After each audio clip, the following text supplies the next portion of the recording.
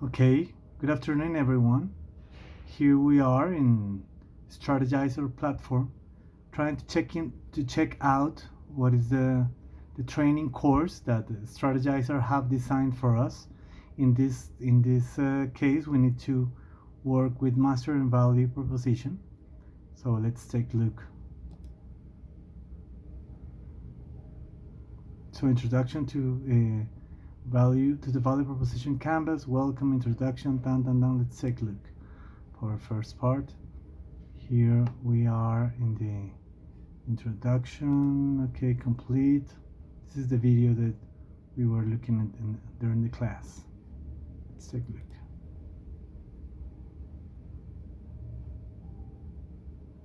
Every day, companies design products and services to improve their customers' lives. But 72% of new product and service innovations fail to deliver on expectations. This means that customers don't care about 7 out of 10 new products introduced to the market.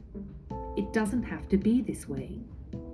Just like you create value for your business with a business model canvas, there is in fact a tool to intentionally visualize, design, and test how you create value for customers. It's called the Value Proposition Canvas. The Value Proposition Canvas is composed of 2 parts, the customer profile and the value map. With the customer profile, you describe the jobs your customers try to get done. Jobs can be functional, like getting from A to B, social, like impressing friends and colleagues, or emotional, like gaining peace of mind. You highlight your customers' pains, which annoy customers while trying to get a job done.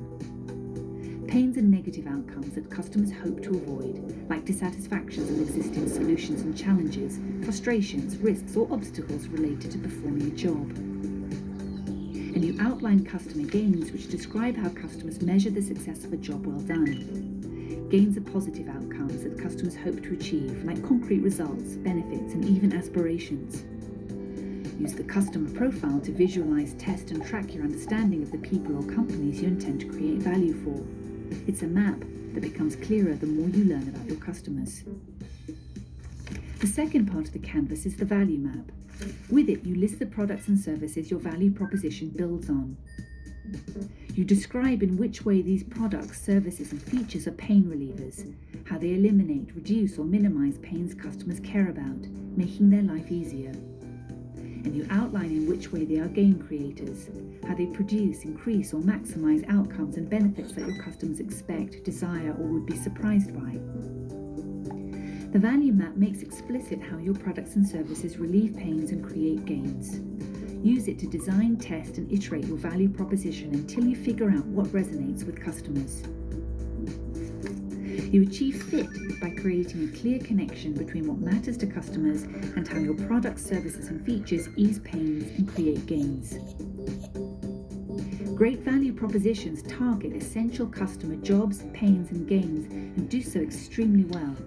Your customer profile may contain countless jobs, pains, and gains, but your value map highlights which ones you intend to focus on. But don't forget, an outstanding value proposition can still fail if your business model is flawed. Successful companies embed outstanding value propositions in scalable and profitable business models. Use the value proposition canvas to create products and services that customers want. Get started at strategizer.com. Okay, that's our introduction video. Now let's go to the following step, which is this is what we saw in class, and we were talking about the jobs to be done. So let's take a look. In this lesson, we're going to explore the jobs to be done concept. Jobs to be done is the core element of the customer profile, the right-hand side of the value proposition canvas. In this field, you're going to describe what your customers are trying to get done. Then you use the gains field to describe what success looks like to them, and the pains field to describe what failure looks like to them. Once you have that described and you've got a good understanding of customer jobs, you can describe how you're creating value for your customers. What's your value proposition? And you'll describe that in the value map. This will allow you to make explicit how you're creating value for your customers with your products and services, how you're helping them get a job done. we can describe the origins of the job to be done concept with the analogy of a tree. At the beginning, different people, Tony Ulwick, Rick Petty, Bob Muesta, and Denise Nitterhouse, coined the concept. They did this in different corners of the world. The concept then became very popular when Tony Ulwick from Strategind and Clayton Christensen, Harvard professor and founder of the Innosight Consulting Company, made this popular through some of their articles. This spread around the world, and it started to be used in innovation, product management, and marketing. We thought this would be a perfect concept in the context of value proposition design.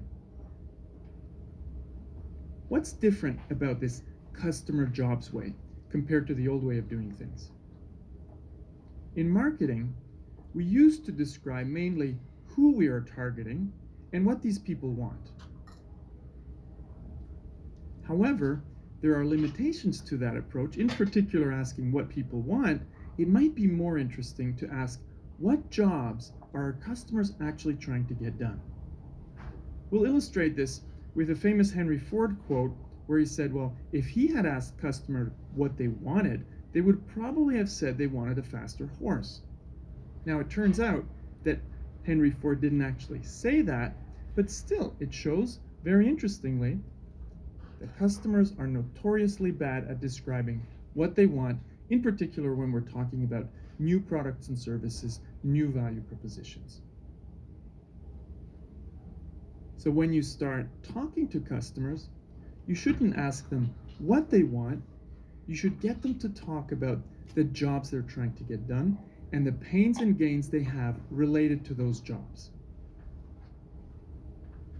So if we want to create great value propositions, the focus should not be on what products customers want. We should try to figure out what jobs they're trying to get done.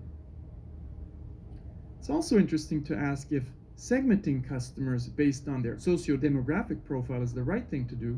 Maybe if we focus on jobs, we will find some very different segments, a different way of segmenting our customer base based on jobs to be done and the pains and gains that our customers have. And we might see that very diverse customers have very similar jobs. Let's explore the jobs concept a bit in more depth. So what is a job to be done? It's what a customer is trying to get done. And this could be in a work context, professional context, or in their lives. It includes different things like tasks, problems, and needs. And we should also consider the contexts in which these jobs are performed. For example, when you're driving a car, you have different constraints when you're making a phone call than if you're sitting on your sofa at home. An interesting way to show what jobs are is to ask, what are you going to pack for your next business trip? So you'll put a couple of different things in your suitcase, like fresh underwear because you need to change into fresh clothes every day. You might pack a beautiful watch because you want to be perceived as successful by your colleagues and clients. And you might pack a couple of photographs of your family because you want to feel connected with home. What we described on the right-hand side are actually the jobs that we're trying to get done when we pack our suitcase. On the left-hand side, we have the products and their value proposition that address the jobs that we're trying to get done.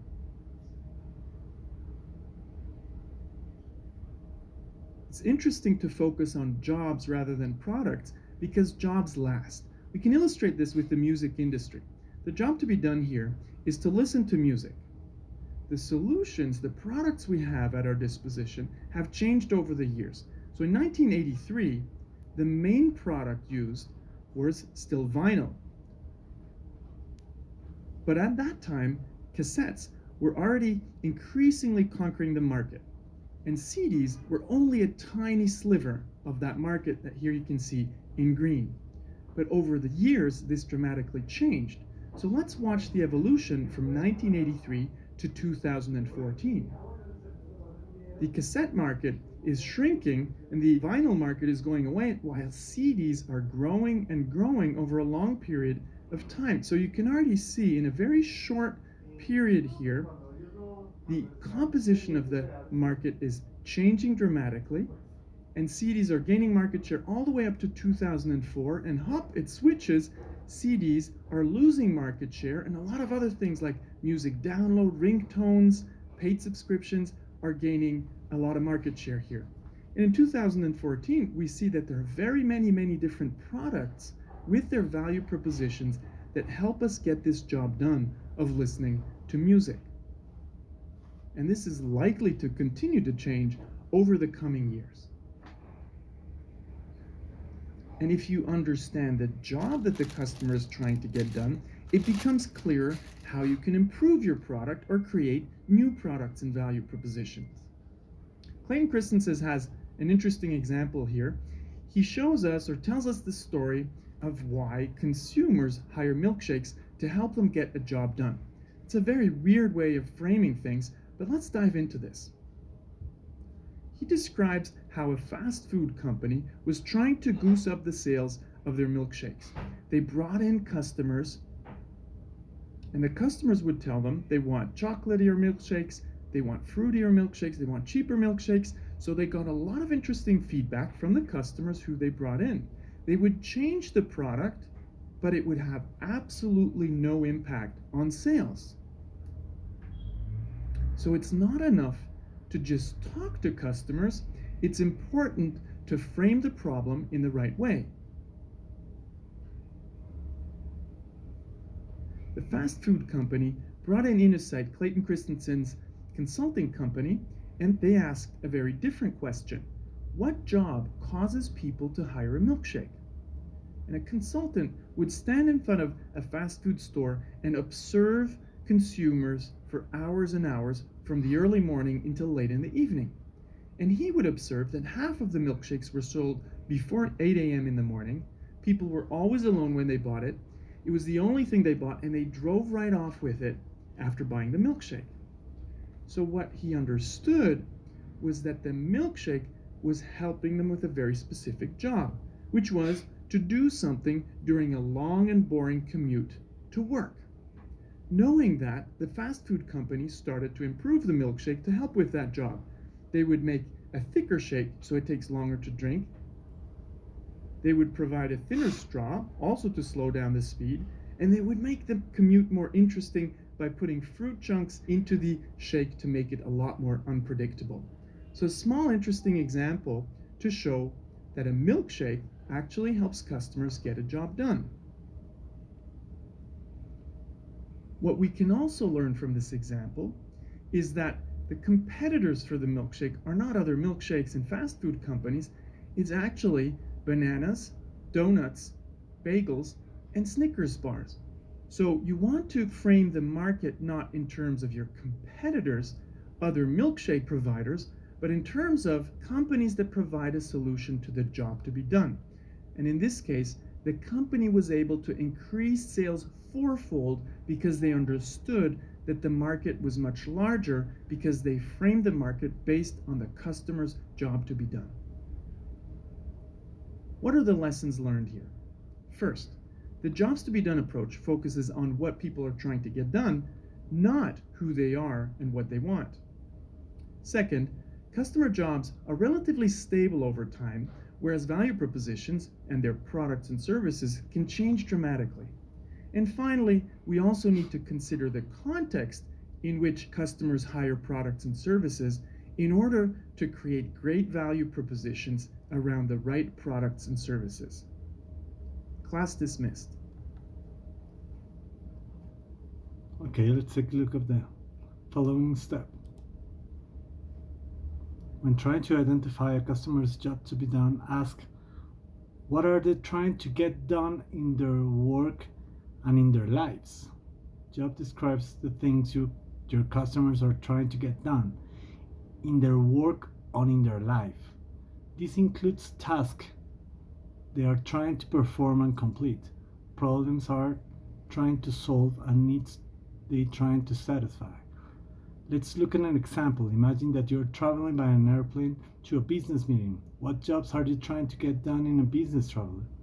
As a business traveler, take a few minutes to write down many jobs as you can think of.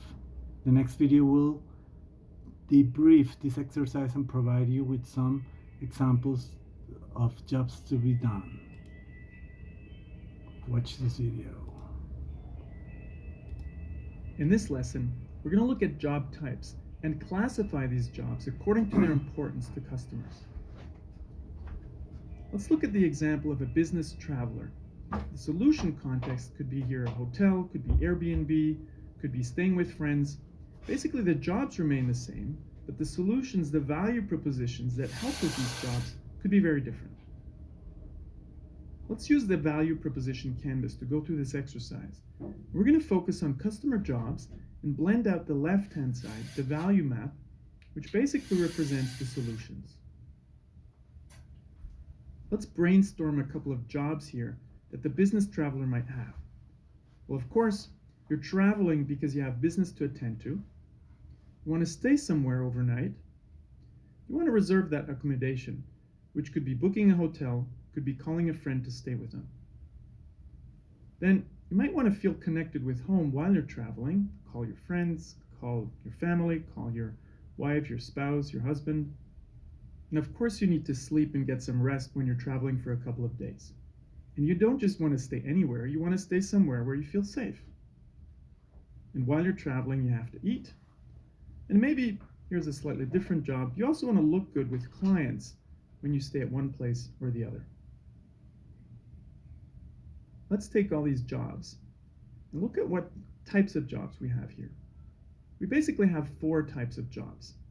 There are functional jobs, social jobs, emotional jobs, and supporting jobs. And we'll go through them one by one. Let's start with functional jobs. These are basically the tasks your customers are trying to get done. Very functional, like mowing the lawn, eating healthily, or writing a report. In our case of the business traveler, we had 4 functional jobs related to business travel. Let's look at social jobs. This is slightly different. Here, it's really about how you want to be perceived by others. So nobody's going to buy a Rolex to read the time, which would be the functional job. A Rolex really helps with a social job, social representation. In our case of the business traveler, we had 1 social job, which was looking good with clients. Now let's look at emotional jobs. This is really how a customer wants to feel. For example, peace of mind when you're investing, feeling job security, and so on. In our case, we came up with 2 emotional jobs, which is feeling connected with home and feeling safe while you're traveling. Then we have the supporting jobs. We're really mainly in the context of purchasing and consuming value. In the case of the business traveler here, we put 1 supporting job, which was reserving accommodation. Once you brainstormed all these jobs, you got to ask yourself, how important are they actually to customers? So you're going to take all these jobs, you're going to ask which ones are really important and which ones are less important or even insignificant. So you're going to rank them one by one and put the most important jobs on top and the least important on the bottom. Of course, you got to get out of the building and check if you were right with what you came up with in the meeting room. If you still have some difficulties coming up with different customer jobs, download the trigger questions and go through them one by one. And remember, this was just an example. You got to come up with a lot of customer jobs until you really think you have a deep understanding of what your customers are trying to get done. Let's look at the lessons learned here. There are 4 different types of customer jobs: functional, social, emotional, and supporting. Once you have those jobs, you want to rank them with the most important on top and the least important at the bottom. Class dismissed. Next step. Next video. In this lesson, we will learn how to unbundle customer profiles. This is in particular important when you're in business to business. When you have a value proposition that you're selling to another company, you probably want to look at the company in more detail, because each organization will have different stakeholders that you're going to be selling to, and they each have different jobs, pains, and gains.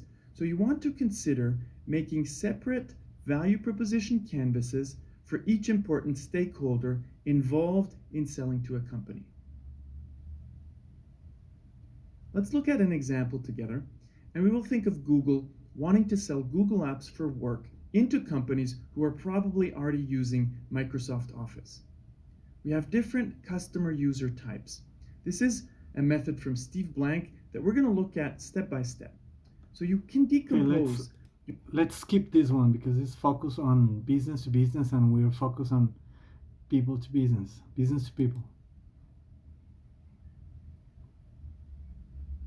Now I think with this we will finish this simple job. So I will upload this video on YouTube and I'll put it into your access in Moodle for you to access to this video. Okay, have a nice day.